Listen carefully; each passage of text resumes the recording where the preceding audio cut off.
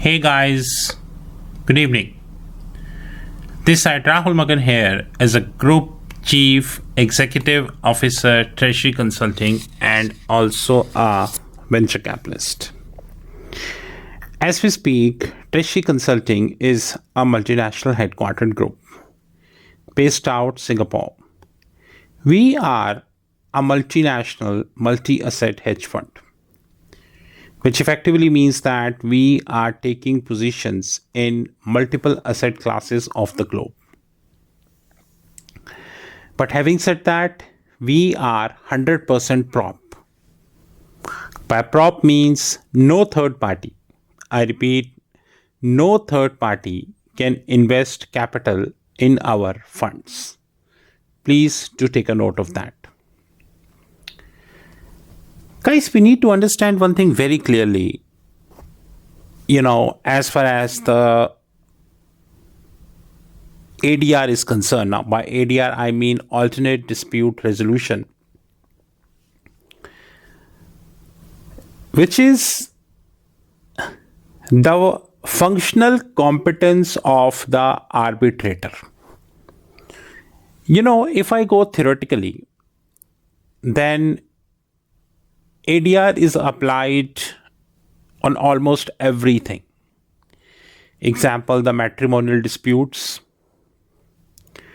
Example, the state versus any corporate. Example, state means the country versus the corporate. Example, the commercial disputes between two big multinationals. One is buyer, one is seller. Both are not happy. Maybe quality, maybe quantity, maybe pricing or whatever. It's a dispute. Or maybe a whistleblower, just like we saw in case of Twitter. And why Twitter? Even previous to that, the world has, saw lots of whistleblower cases. Lots of whistleblower cases, to be honest. But one important thing which we really need to understand is that for a while, keep the matrimonial cases aside and just concentrate on the commercial disputes between two corporates. So, example, you are a power exchange, maybe XYZ. I'm not quoting any specific name because it is not professional to quote any specific name in this regards. You are a power exchange. Suppose XYZ Power PTE Limited. By PTE Limited, I am saying that you are a Singapore-based company. Okay? And you are buying power from the IPP. Now, the IPP means Independent Power Producers. Please understand the word. That's really technical. Independent Power Producers. Now, guys, we need to learn that these independent power producers are selling their power to the exchange. And it is not a charity business, right? We need to learn that. There is nothing known as charity as far as the business is concerned. Okay. So these independent power producers are selling power to this exchange, and exchange is selling power to discoms. Okay, now that's a separate thing that the exchange is facing T&D, which is called transmission and distribution losses, which is really a sad thing, but it happens. But the point is that when this IPP, which is independent power producers, are selling their power to the exchange in case of any mess up, which means exchange is claiming XYZ Power PTE Limited claiming that this company not supplied the quantity I'm looking forward. Probably this company, not charging too much. Or maybe we can have 200 type of disputes. In this eventuality, people prefer moving to courts. And there is a big mess. I don't know till what extent you trust me, but I can't show you the document because I'm forced. But I'm nowadays reading a PPA. By PPA, I mean Power Purchase Agreement. And you would be very surprised to know in this PPA, the two most important pillars, which is called governing law. Right, number one. And number two is about the seat of arbitration. Both are completely missed. Completely, rather outrightly is the best word I should be using. Governing law is very important, let it be honest. You are supposed to be very clear that under which law, if provided there is a dispute, that should be resolved. I'm not saying that the law can only be of Indian law. It could be Singaporean law, it could be British law, it could be New York law, or probably it could be Chinese law, or it could be any law. It depends where the parties are. Or alternatively speaking, the comfortable position for the parties, the cost which parties are supposed to face, the principal headquartered of the organization. So example, suppose DBS Bank, Development Bank of Singapore, is doing any business transaction with any bank, wherever. London, US, Sweden, Germany, Denmark, Russia, China, whatever you say. They always prefer that the governing law would be of Singapore. Why?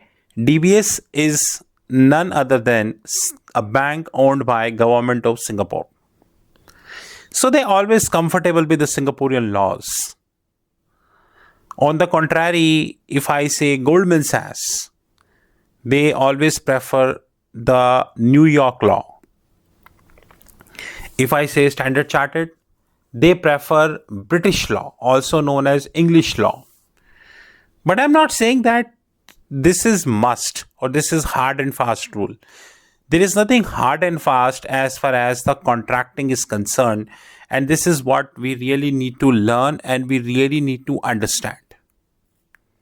But unfortunately, I have seen many people, many articles. The author tend to believe that contracting is a science, but unfortunately, contracting is an art. It is not a science, guys. Let it be honest. It is not a science. Please.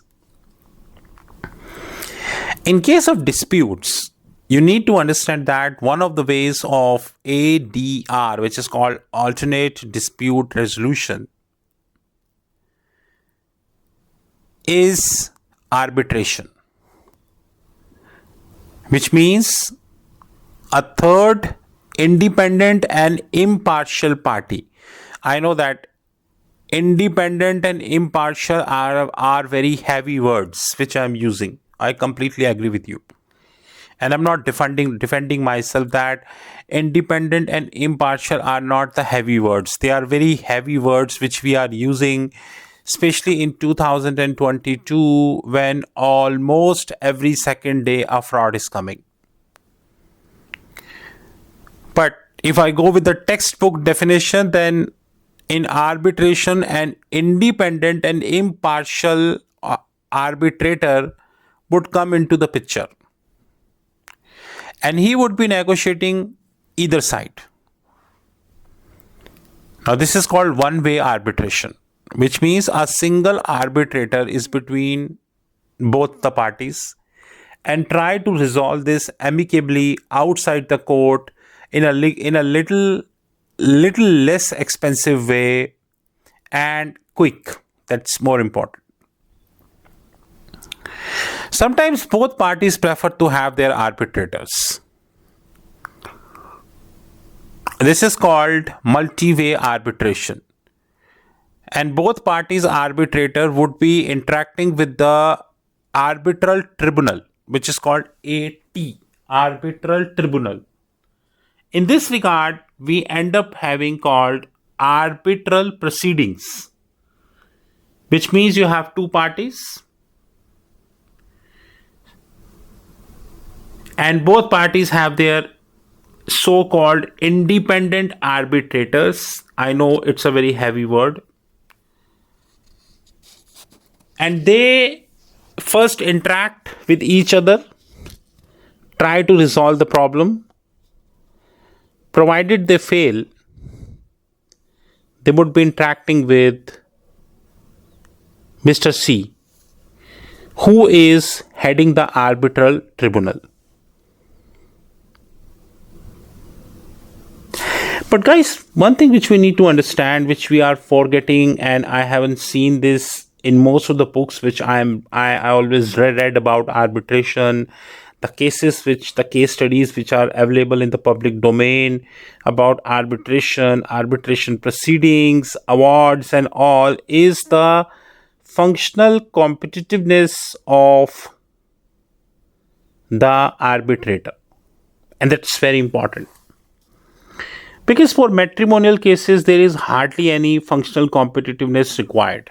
It's all about communication skills, that how easily you able to resolve the problem. It's all about the communication skills. And I'm not saying that in the commercial disputes, or in the cross-border disputes, in the international transfer pricing disputes, there is no role of, I would say, the communication skill. There is definitely, but having said that, functional competitiveness play also very important role. That's more important, which unfortunately the books which I studied, the articles which I printed, downloaded and all, I failed to see this. So guys, please remember that if you're trying to be an arbitrator, don't try to be jack of all and master of none. Because that model, I'm sorry, but this model is not an effective way of being an arbitrator. Let it be honest. I repeat, jack of all and master of none. Arbitration is all about master of all and jack of none. You should be deeply involved yourself in that relevant discussion. So if you are talking about PPA, which is called Power Purchase Agreement, you should be an expert in Power Purchase Agreement. If you are talking about company law, you should understand company law very well. If you're talking about financial agreements called ISDA, International Swap and Derivative Association, then you should be a competent authority in ISDA. And I have endless examples in that regards. So guys, please do remember that the mistake which I have seen people often do, which is they tend to go with the word of mouth. And that is where the problem lies. Now, what the hell is word of mouth?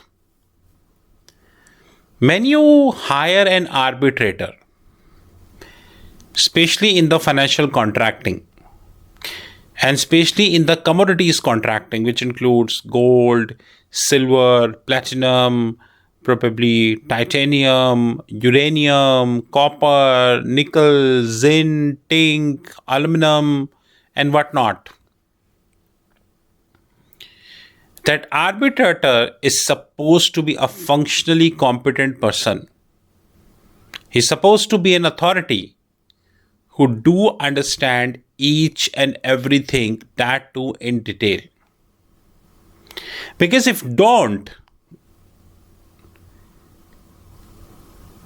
not only the time which you are sparing in the arbitration would be wasted, number one, but also the whole effort or the meaning of arbitration defeated. And as always, you will move to court, which is time consuming, expensive, and more importantly, the loss of business in many cases.